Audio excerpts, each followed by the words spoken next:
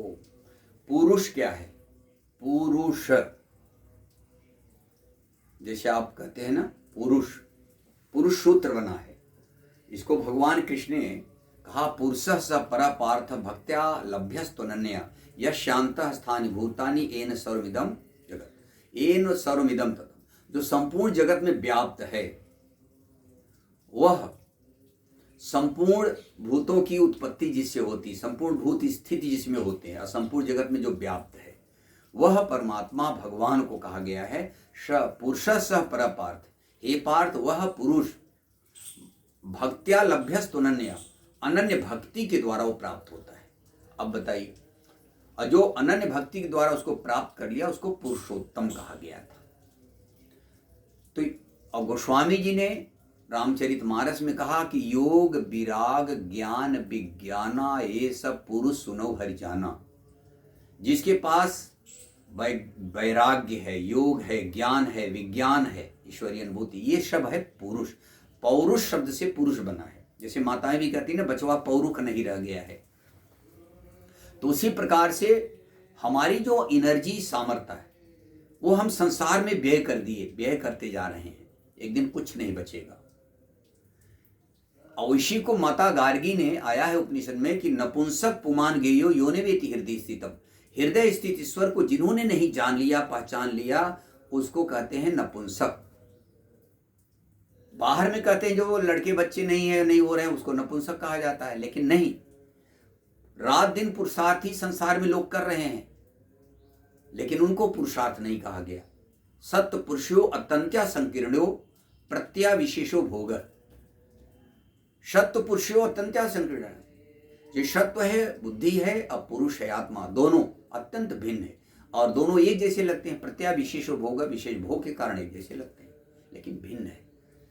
पौरुष अभी हमारा प्रसुप्त है। तो इसी प्रकार गीता में 15 अध्याय का आप देखेंगे, 15, 16, 17, 18 श्लोक में कि दो प्रकार के पुरुष कहा गया है, क्षर और अक्षर।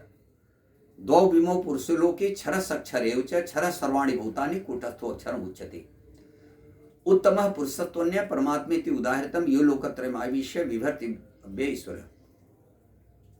इस प्रकार से भगवान कृष्ण ने बताया कि क्षर और अक्षर, जो साधन भजन नहीं किया, सदगुरु नहीं मिले, जो साधना भजन के परण नहीं है, वो क्षर पुरुष। क्षर माने नाशवान, परिवर्तनशील, धीरे धीरे एक एक दिन हमारा क्षरणशील हो रहा है, नष्ट हो रहा है। कूटस्थो अक्षरम उच्यते, जो मन सहित इंद्रियों को संयमित करने में, साधना भजन में कूटस्थ करने में लगा है, वो अक्षर अविनाशी पुरुष कहा जाता है। तस्मात, इसमें दोनों में से फिर कहते हैं क्षर और अक्षर दोनों से मैं उपराम हो चुका हूं, इसलिए मुझे पुरुषोत्तम कहते हैं। कौन? तस्मात कि क्षर और अक्षर, यस्मात् अक्षरम अतीतोहम, यस्मात् अक्षरम अतीतोहम अक्षरादप्योतम अतो अस्मि लोके वेदे च प्रत्यय पुरुषोत्तम।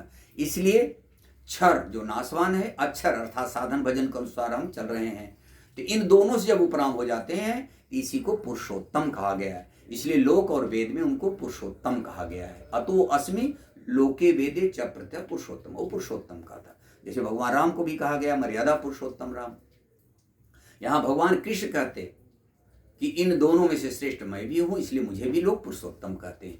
और इस प्रकार से यो माम अजम अनादिम च वेत्ति लोक महेश्वरः, कि जो भी मुझे इस प्रकार से अनादि सत्ता जो परमात्मा को मैं प्राप्त कर चुका हूं, यो माम अजम अनादिम त अनादिम च, जो मुझे जन्म मरण से रहित सत्ता को प्राप्त कर ले, वो संपूर्ण भाव से मुझे बचता है। इसीलिए महात्मनस्तु माम पार्थ दैवीं प्रतिमाश्रिता भजन्ति अनन्य मनसो ज्ञात्वा भूतादिम अव्ययम्, कि जो महात्मा लोग होते हैं, जो महान आत्मा, धर्मात्मा, पुण्यात्मा, ये जितने होते हैं अनन्य भाव से परमात्मा की जो उपासना साधना, एक नाम जप साधना करते हैं, वो दैवी संपदा से अनन्य भाव से उस अविनाशी परमात्मा का जाप करते हैं। अर्थात जो सदगुरु के संरक्षण में साधना भजन कर रहे हैं, वह अक्षर पुरुष की ओर चल रहे हैं। अर्थात साधना भजन के द्वारा चल करके अपने लक्ष्य को प्राप्त कर लेना, उन्हीं को महापुरुष कहा गया है। इसीलिए पुरुख, पुर की ओर रुख, जो आप पुरुष सूत्र सुने हैं ना, ओम सहस्त्र शीर्षः पुरुषत्, ये उस परमात्मा के विराट स्वरूप का वर्णन किया गया है। हजार मुख हजार नेत्र सर्वत्र वो देखने वाला है। बहिरंतश्च भूतानां चरम अचरम एव च सूक्ष्म तत्व, ये सब यौगिक शब्दकोश थे। सृष्टि के आदि पुरुष इसलिए आदमी कहे गए हैं। इसीलिए मनु के संतान है, सृष्टि में जितने भी है सबको मनुष्य कहा जाता है, मनुज कहा जाता है। अखिल विश्व है मोर उपाया, सब पर मोर बराबर दाया, सब मम प्रिय सब मम उपजाए, सब ते अधिक मनुज मोहि भाए। तो उन्हीं को पुरुष कहा गया, मनुज। तो ये सब एक ही चीज है, अलग नहीं है। बोलो गुरुदेव भगवान की जय।